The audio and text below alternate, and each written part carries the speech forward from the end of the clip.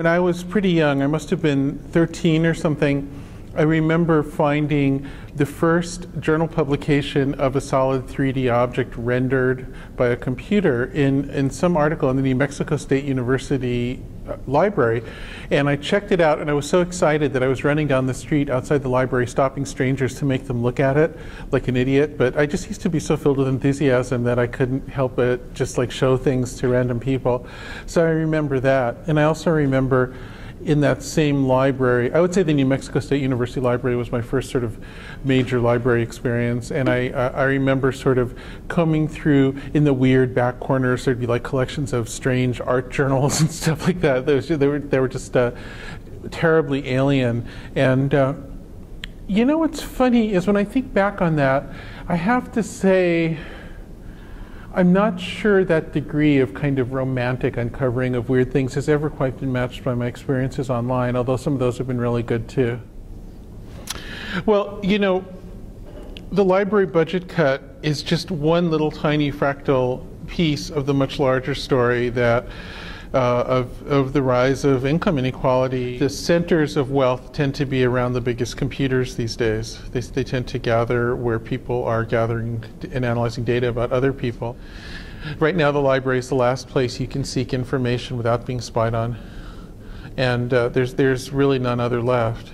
Well, you know, funny things happened because of the rise of big computers, because in the old days, the most important issue was probably censorship and whether information was made available. And probably right now, the even more important issue is whether spying information about people is being gathered based on what they read, what they're interested in, what they look at.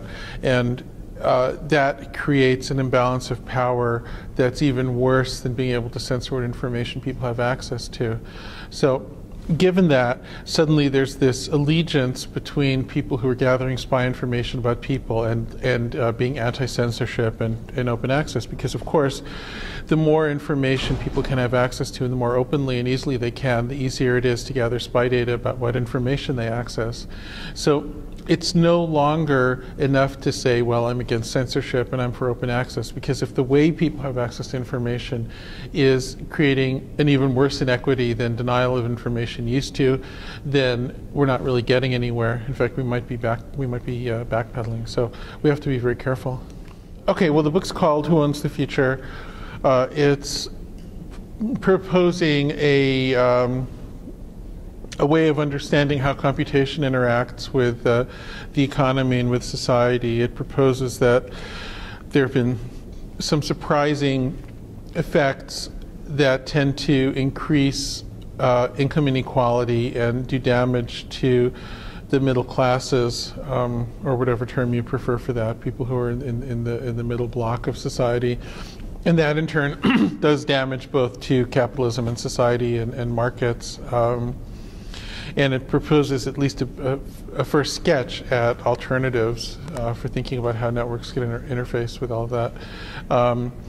It's a bit of a complicated book that acts on a lot of levels, and I can imagine it might be a frustrating book in that it doesn't provide all the answers, but I don't have all the answers yet. I mean, I'm saying yet because I believe that we will find answers. I'm quite confident of that.